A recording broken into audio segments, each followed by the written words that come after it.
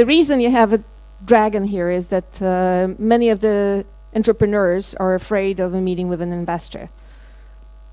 Quite often rightly so, because it's not easy to talk to them. They don't have patience, they don't have time, they're very demanding. But if you know what they really don't like, it makes things so much easier. So let's see. Oh, this is me. Just so you can have a quick look, but I would love to know who you are. So entrepreneurs, can you raise your hands, please? And the other people, are you advisors, business consultants? Okay, and the rest of you, are you people from PARP or some other institutions like that? Where are you from? The ones who haven't raised the money. Their hands, sorry. Can you tell us? You have not raised your hand, have you? Yeah. Excuse me? Good. Then who has not raised your hands? Okay.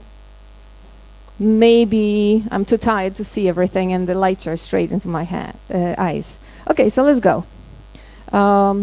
We have built several funds. The one that's acting right now is Poland Growth Fund, but we're in the process of building Global Visions Fund, which will encompass two most important continents for us, i.e. Europe and the US. The structure looks more or less like this. The key thing that we are building is a big support network for our entrepreneurs, for our portfolio companies, because we're a buy and build type of investor. We get involved in building value and supporting their entrepreneurs, making sure that they can expand in a way that is going to be efficient and good for all people involved. The good news for you is that this is the best time to be an entrepreneur in history. When I was starting a long time ago, everything was difficult. Everything had to be done slowly, and everything was a hassle. Right now, you guys are very, very lucky. Participative economy, democracy makes everybody an entrepreneur, at least at heart. Money is becoming more and more plentiful, and execution has become very easy, as internet gives entrepreneurs from anywhere, I stress anywhere, the ability to scale everywhere, and again, everywhere is underlined and bold. Mobile gives you speed, and billion-user app stores offer quick monetization. The world could not be better. We live in an accelerating technological revolution that is changing the paradigms of a lot of things, but startups first of all. Yet, in spite of all that, 92% of companies still fail, even in the US where the ecosystem is much easier than in Europe or in Poland, within 3 years. And millions of startups never get funded, never get off the ground. Do you know why? Can anybody answer that question? Whose resistance? What? Resistance, but persistence, the lack of persistence. Okay. Any other reason?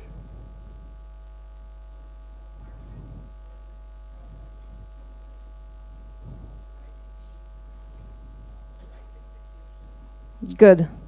And lack of enthusiasm. If I was in the US, you guys would be now jumping up and screaming one against the other just to be quicker and louder. So this is one of the things we're missing as well here in this part of the world. But anyway, let's go from the very beginning, because I have a lot of experience with a lot of entrepreneurs. And the funny thing, the thing that puts me off the most is when somebody comes up and says, I have such a great idea, but I'm not going to tell you what it is until you sign an NDA. You know what? I don't have the time. No investor has the time. And by the way, I don't know if you know, do you know how many people inhabit Earth today? 7.2 billion. And do you think you're the only one that has thought about this idea? Of course not. So what matters? Why do some people excel and some others fail? Exactly. It's a matter of execution. And if you want to execute well, you need advice, you need support. So if you keep your idea to yourself, you're doomed to fail. So if somebody says, I'm not going to tell you until you sign an NDA, I'm not going to talk to him because he's going to be a failure. This is very, very easy. So paranoia is not a good thing to have. And if you do, don't show that you have it. The next one. Most of the time, we don't understand ourselves. Our brain has been wired millions of years ago to make it easier for us to survive in an environment that was totally, totally different. And therefore, we have a lot of biases, which make it difficult. And when I say we, I mean not only you entrepreneurs, but also us investors. So this is how it looks like: a cognitive bias, a herding instinct, an anchoring bias, a recency bias, a normalcy bias. If you're interested, we can talk about that later, but what I want to say is that it's incredibly difficult to be objective. It's incredibly difficult to make the right decision on both sides of the fence. And if we don't understand ourselves to start with, and then we don't understand the investor that we want to convince to share his money with us, then again, we're doomed. They don't like it. The next thing is, you need very, very badly a good chemistry between you and the investor. There's never a second chance to make the first good impression. If you don't create an emotional link with someone who's supposed to be with you for good and bad for the next few years, he's not going to give you the money. It's as simple as that. So you need to make sure that you build trust, that you share something special, that you find common passions, to make sure that you actually become buddies, you become friends, you want to achieve something together. Your personality. Quite often you do something that makes others don't like you. A little bit of arrogance, a lot of optimism is great if you're an entrepreneur. But if you have too much of it, if it's impossible to convince you to think about some aspects or some risks that you have not taken into account, people will not want to work with you. The only companies, or maybe not the only, but most of the companies, at least the ones that we know of as the big unicorns, are the ones that were able to pivot. So if you keep your initial idea, despite the market, despite your customers, despite the advisor of your investors, again, you're doomed. So the investors are not going to waste their time with somebody who is set up for failure. And the most important thing is that chemistry and that good relationship, that personality fit, that value fit is going to be critical when you're in trouble. Because things always go worse. Things always take longer. And then you need to be able to have someone who you can count on, who'll understand, who'll support you. If you don't, you're doomed. The next thing, and that's a mistake that a lot of people make, especially the entrepreneurs that have not done it before, the ones who are not serial entrepreneurs. You do not do the due diligence of your investors. And I'm not talking about funny things, I'm talking about fundamental things, because venture capital is nice, although demanding, but there's also something which is called vulture capital. People who are there to give you a little bit of money and take your business away from you. And they prosper. So you have to be very careful, and you have to talk to their portfolio companies. You have to check how many companies have failed in their portfolio, find out why they failed, because quite often it's a personality issue. It's a control issue. It's greed, which goes beyond healthy, making money for everybody, and goes into, I'm going to make money because it's a zero-sum gain. If I make more, then they need to lose. Weak pitch deck and delivery. If you're not going to grab our attention with the first page, why should we waste our time reading the rest? Especially if there are too many slides. Especially if they're very talkative. If they have no pictures, no diagrams, no graphs. I mean, We are overburdened reading business plans and checking projections and everything else. So please, at least the deck should be easy, done with pictures, because picture says 1,000 words. And the ability to deliver is critical as well. Again, you're building trust. This is your first interaction or second interaction. It's early on. If you don't do a good job, then you're doomed. They're not going to have time for you. Missing call to action. I've had a meeting not that long ago. The company is looking for money. They made a nice presentation of their product, and there was no conclusion. So why are we meeting? Do you want anything from me? Why have you invited me to a meeting? This is critical. And the call to action has to be convincing, has to be compelling. There has to be a story that I'm going to believe in to want to do something with you. And I need numbers. I need to know how much money you want and how much I'm going to get out of it and when. If you have no clear market, or the total addressable market is too small, if it's too hazy, if it's not convincing, again, this is not my responsibility to find it for you. I can help you, I can support you if I like you enough to decide that we're going to be working together. But otherwise, I'm hurting the other companies that could get help from my support if I'm wasting time with you, if you have not done your homework, if you don't know who your target group is, who do you want to address, why, what their real pain is, and how you want to solve it. Lack of minimum viable product. Quite often people come with an idea. They don't have anything else. How am I supposed to believe that it's going to work if nobody else has believed it? And if on top of it you haven't put too much of your own money into it, then I see right away that you don't believe in it either.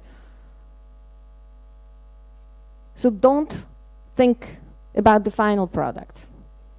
Think about something which is going to secure delivery. Remember the story of Facebook? What was their first product?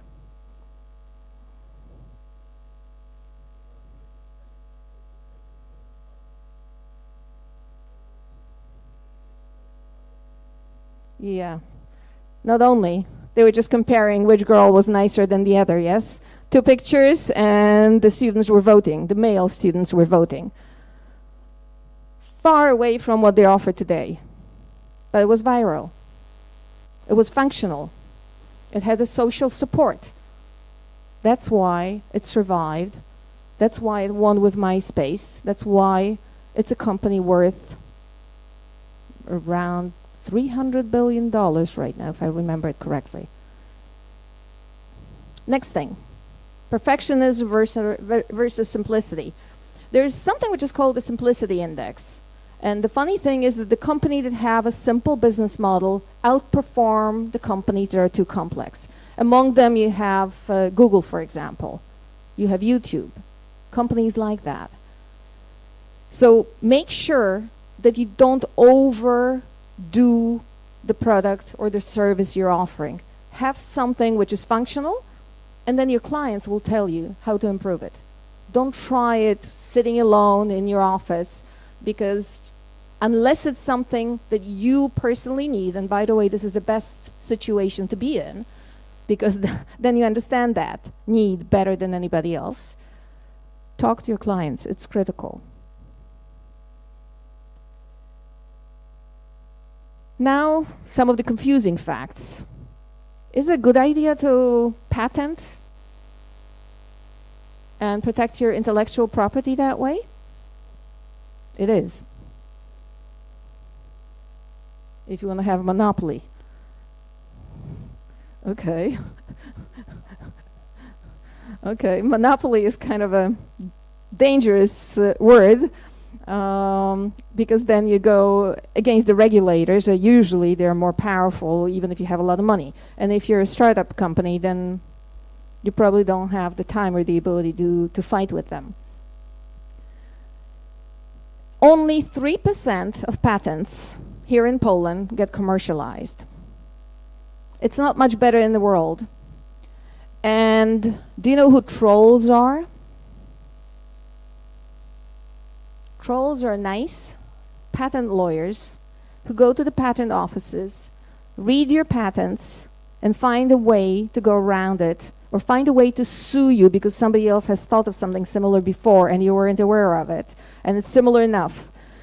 So it may be a great idea, but it may be a horrible idea because you're going to spend a lot of time and a lot of money patenting it, especially if you want to be a monopolist not only in your own country, but globally, which obviously is the best thing to do if you are thinking about a big valuation. And many people go away from it. I don't know, we are in Poland, so many of you probably have heard about the company called HTL Strefa. The owner has started in the garage. He ended up buying his competitors and having 60% of the world market. And how did he achieve it? He started patenting at the beginning, and then he came to a conclusion that it's not a good idea. And therefore, he decided that running ahead of his competitors was a much, much better idea. So he was quicker, he was better technologically, he was cheaper, and that was his way of conquering the market and becoming quasi-monopolist on a global scale. So think it through very carefully. There's certain things worth patenting, and there's certain things where patenting is going to be a waste of your time, and scale is going to be the best barrier of entry, and competitive advantage, better execution is going to be better to save yourself from competitors. Ignoring risks. We have had a meeting in Leviathan one day, and most of the people in Poland are still learning how to make a really good deck and good presentation. And these guys were excellent. They were perfect. They have spent some time in the London city, so I guess that's where they learned it. But then, after they finished, we had one question. Do you guys know that Google is going to offer the same thing, but for free within 3 weeks? They didn't have an answer, and that was the end of this company. No. Not only your client, know your competition. And remember, competition is not only somebody who's doing something exactly the same you do, but a substitute, fulfilling the same need or solving the same pain in a totally different way is also competition. And if you don't know what your competition is, then I don't want to know you. I mean, it's very simple. You're going to fail. If you don't incorporate early enough, because quite often we have entrepreneurs who come to us and they claim they have a great team and everything else, but they don't know yet when it's going to happen. They don't know what the relationship between them is going to be. So it's worthwhile thinking about it. I know that at the beginning you don't have the time, and it's difficult to think about things outside of your product or service. But if you incorporate, it's going to force you to think through certain things which are going to be the foundation of your company in the future. It's going to force you to delineate and put in words the relationship between you and the other co-founders or your key employees, and that's very, very important because it's going to set up the ground for your future success. Uncertainty is very difficult for people to handle. So the sooner they know, the better for you. Not having the right co-founders. Not everybody is Bill Gates. So think about it, because having the right team is critical. And the most important thing is that don't look only for people who fulfill the things you don't know. Make sure that they have the same set of values, that their mission is similar to what you're doing, because otherwise you're going to have a conflict. In the US, 20% of founders leave their companies, either voluntarily or forced out, because they cannot see the same vision with the other people they've built the company with. So this is critical, because I know several companies which started with a big bang. They have won a lot of awards, and today they're in court. The company doesn't exist. They spend a lot of money and a lot of time fighting. And the only people who are happy are lawyers. So make sure you don't fall into that trap. And another thing, which is very, very important. When you're starting a company, you usually don't have cash. Lean startup is a good thing. But if you have to incorporate the company, you have to do all these things, it's good to have lawyers, because you're not going to be able to predict everything that's going to happen in the future. They do it on a regular basis. So they've seen different scenarios. They can help you. But you have an incredibly strong currency. That's shares or options in your company. So there's certain people, if you're convincing enough, they're going to be more than willing to receive options. But if you give options to anyone, remember about one important thing: vesting. Do not give options for free. Do not give shares for free. Make them meet certain milestones. Make sure that they perform. And when they deliver, they should get it. When they don't, they will know why they didn't get it. It's very, very important to make it very, very clear.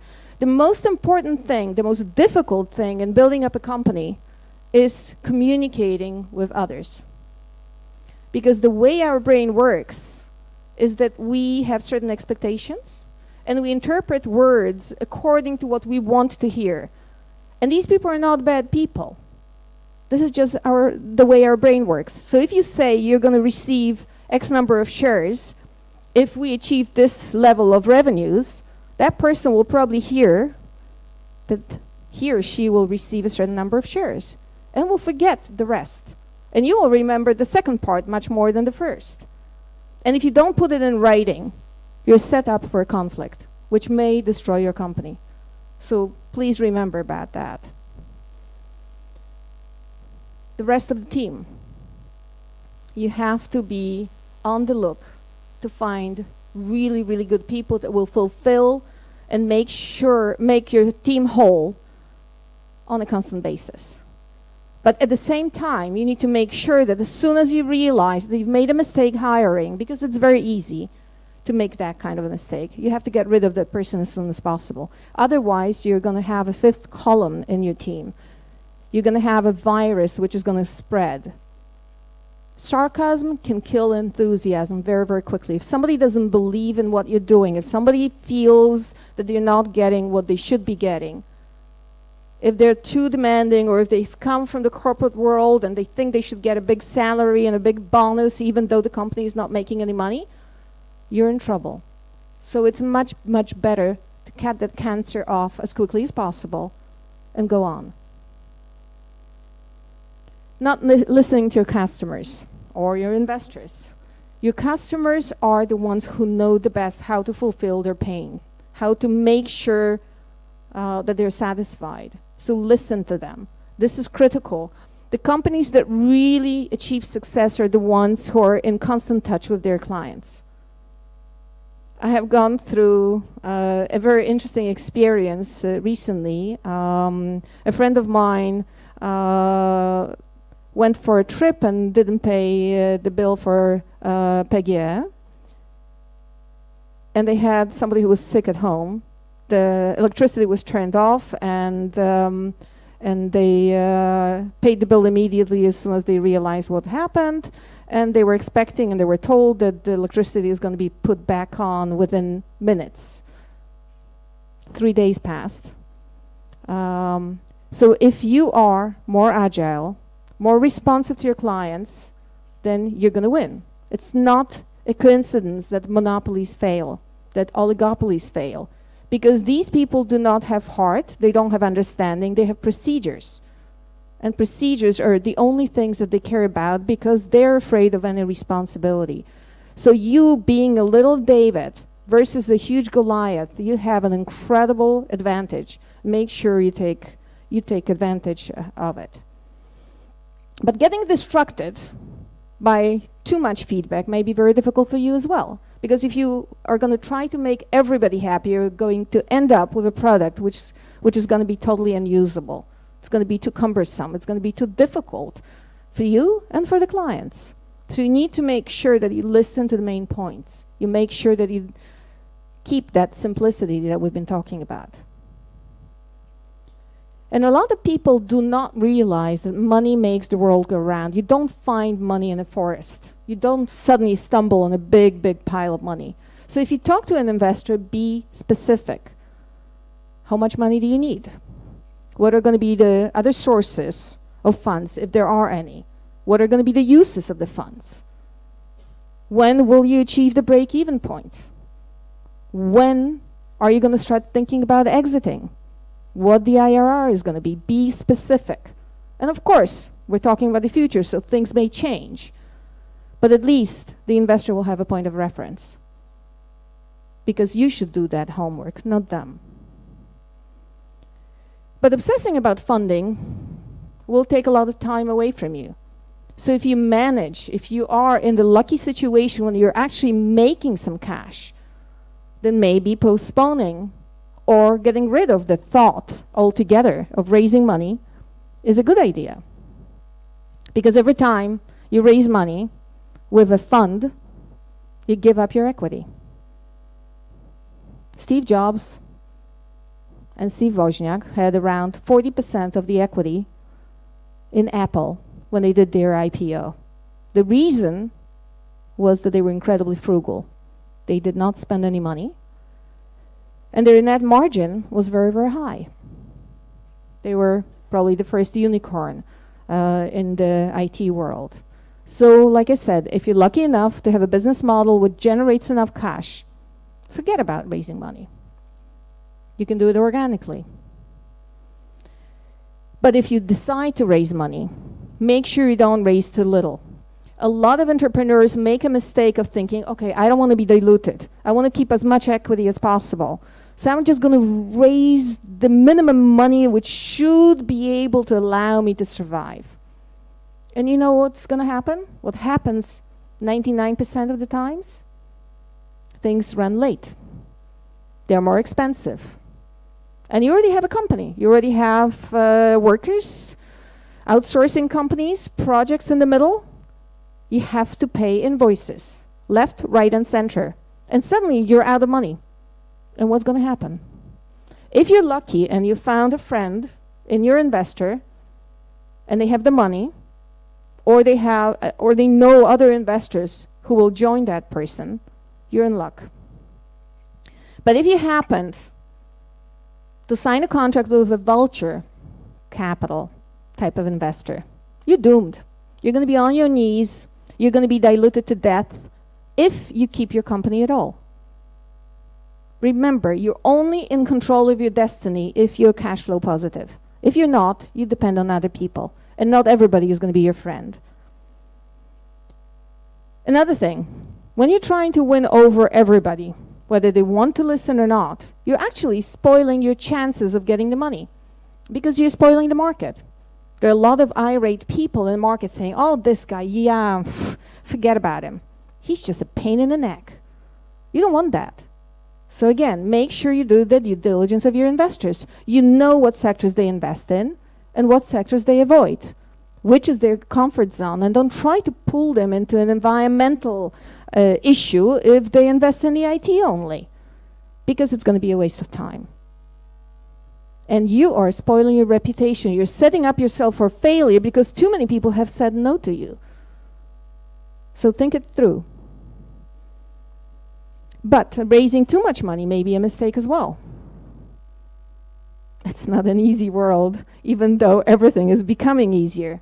Because if you raise a lot of money, the expectations are going to be much higher.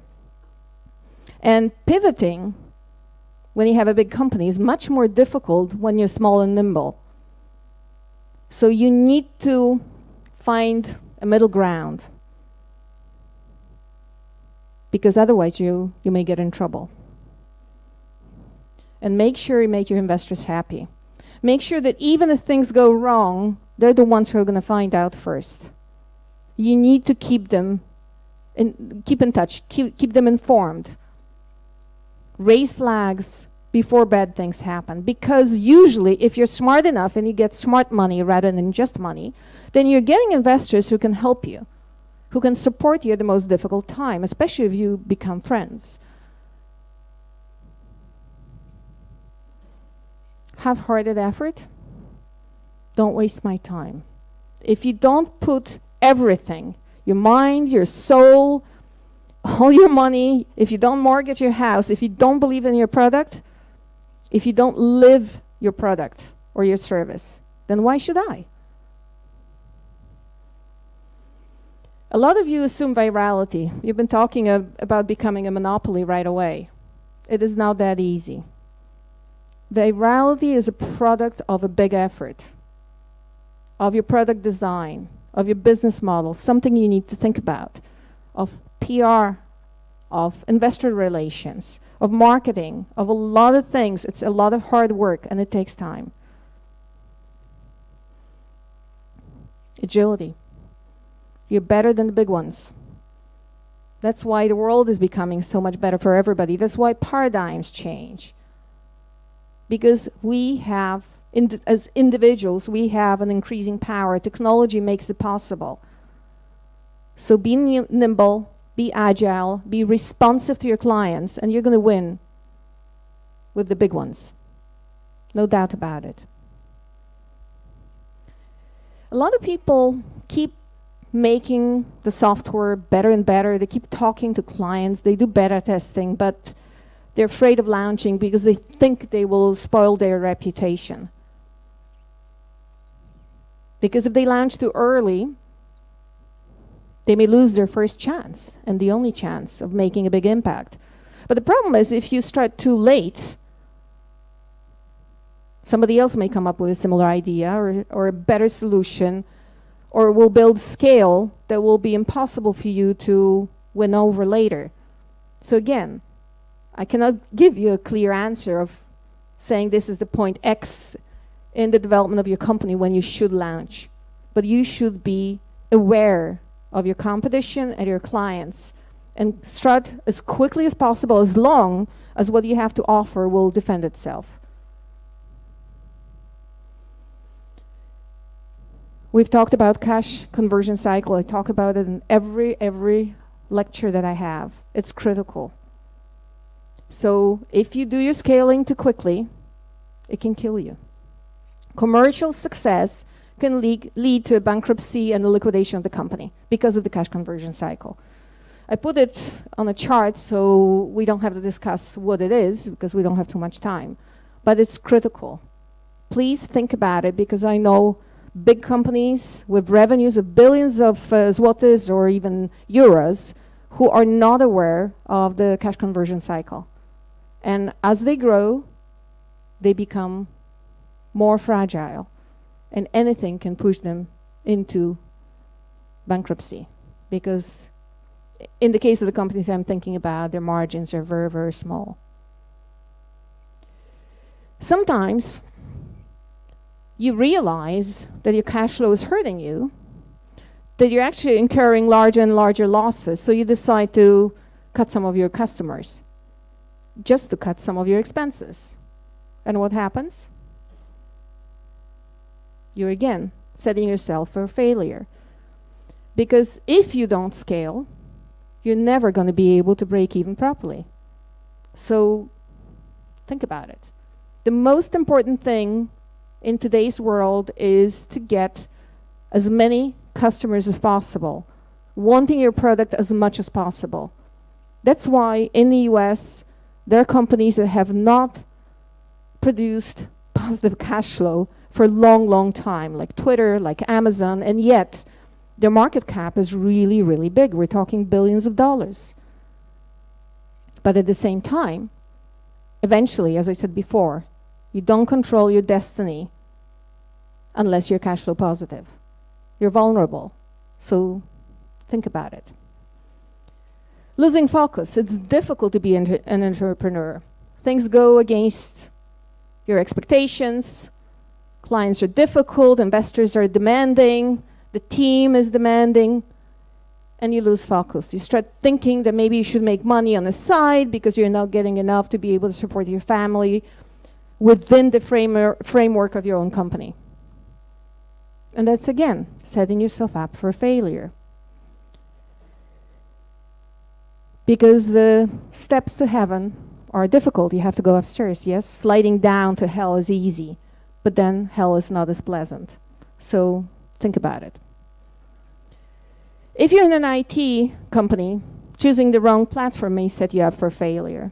So think about that, because something which is popular today may not be popular tomorrow, or you have to have the vision, you have to have the sense of what's going to happen in the future, and make a decision again, as always, without having enough information. And people in Silicon Valley claim that bad location will set you up for failure as well. And the fact of the matter is that historically, being in Silicon Valley has made it easier, statistically at least, to achieve a big success. But I think the model for us here in Poland is to keep as much as possible here, because everything is cheaper, and your margins and your cash flow are important. We've talked about it. So have your R&D here, have your programmers here, have every single cost as possible here, and only hire somebody who's going to be a very, very influential, well-connected person in the US who's going to do the marketing, PR, sales, because being perceived as a US company will allow you to get a much higher valuation, because that way you will eliminate the tax risk, the legal risk, the market risk, the currency risk, from the point of view of US investors who are much more willing to pay higher valuations. So the best thing would be to incorporate the company in Poland or somewhere in Central Europe, wherever you're from, and then incorporate the company in a wonderful tax haven in Delaware, and have your offices somewhere in the US. Maybe even in Silicon Valley if necessary, but do remember, Silicon Valley is becoming incredibly expensive. So you need to be able to support these expenses.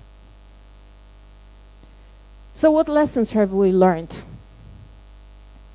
The interesting thing is that when you ask people what was the most crucial element of their success, they don't even realize that was timing. Most people say it was the quality of the team. It was the amount of money they raised. It was everything. But the truth of the matter is that 42% of the times is the timing which actually was critical to the success of the company. Everybody knows YouTube. They have 1 billion monthly unique users right now. It's an amazing thing. But I don't know if you know, there was a company doing exactly the same, which went bankrupt in 2001, if I remember it correctly.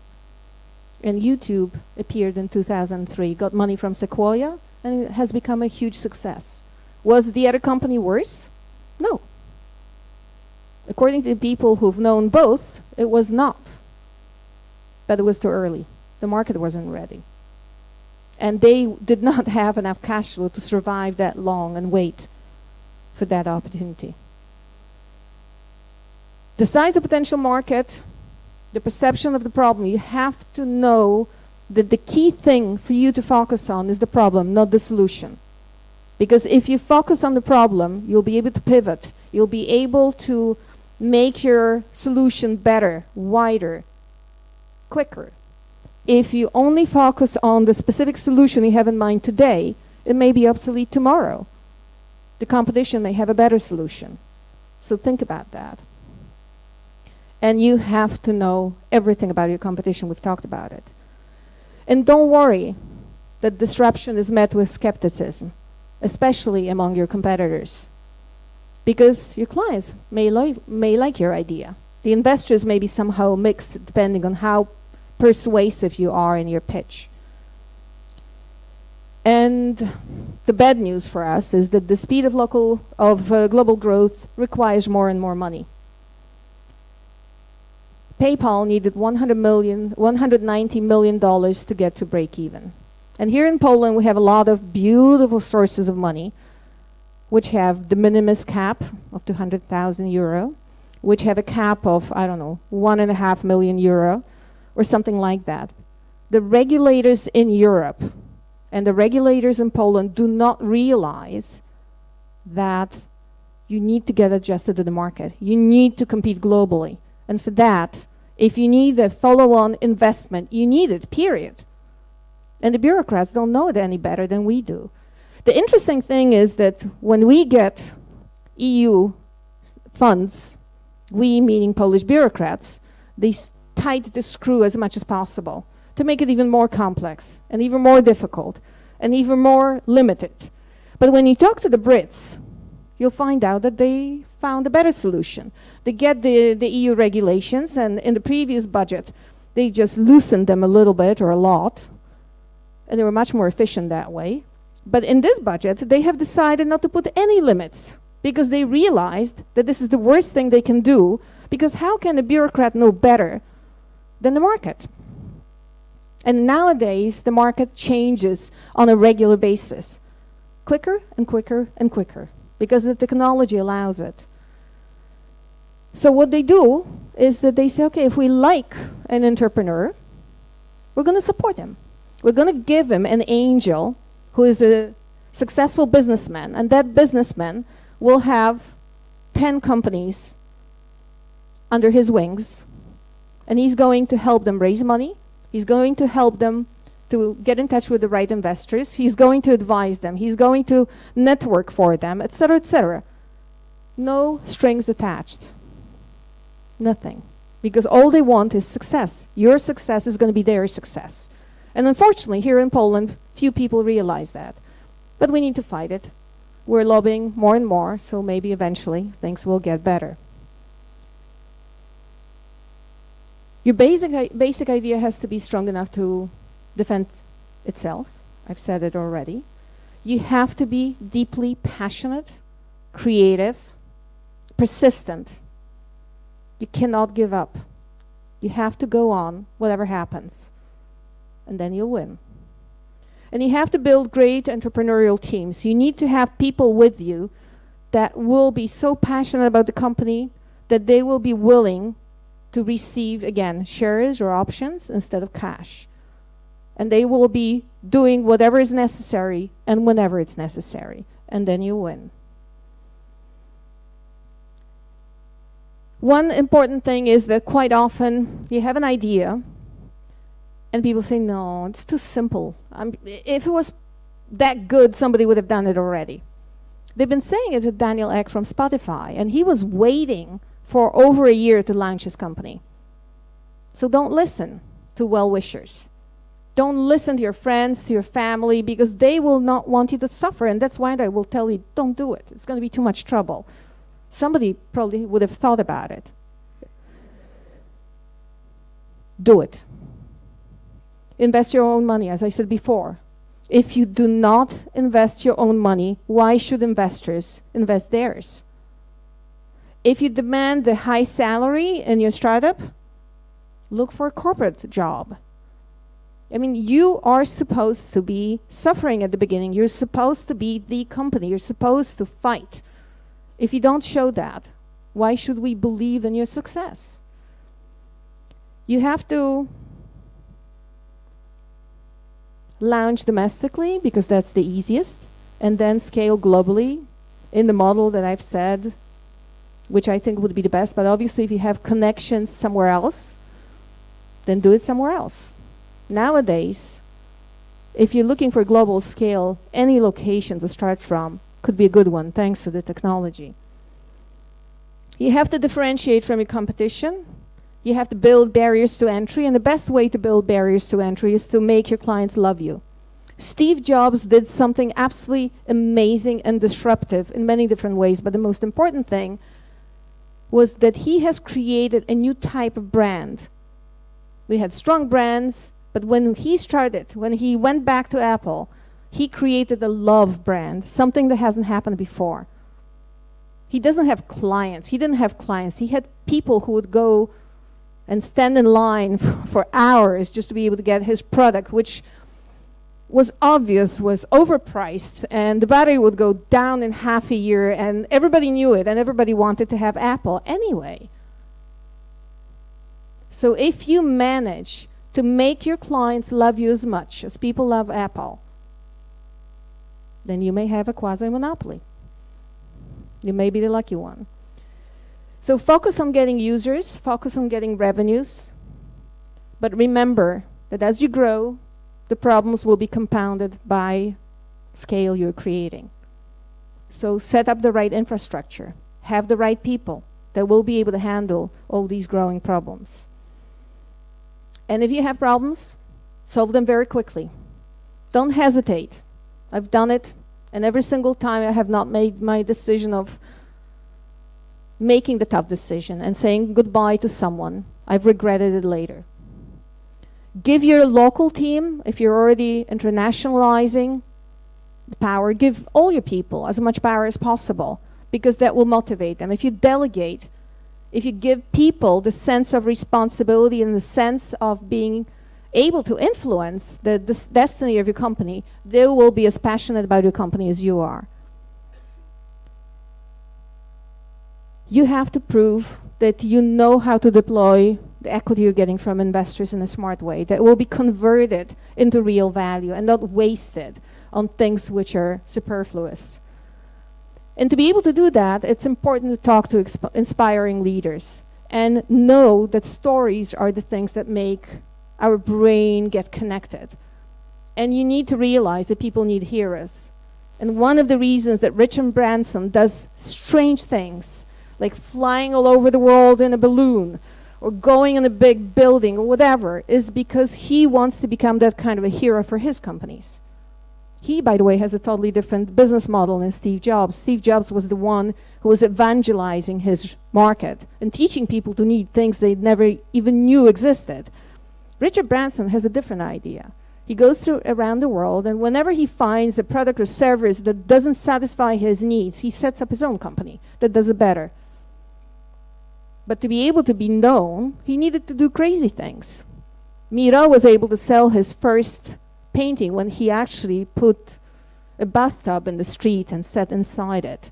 So do something strange, be visible, be different. So don't worry. The world can be your oyster. And remember what Mahatma Gandhi was able to do. Single-handedly, he was able to win with a huge international power, which was the Great Britain. And he knows well. At the beginning, they will ignore you. Then they will laugh at you. Then they'll fight you. And then you win.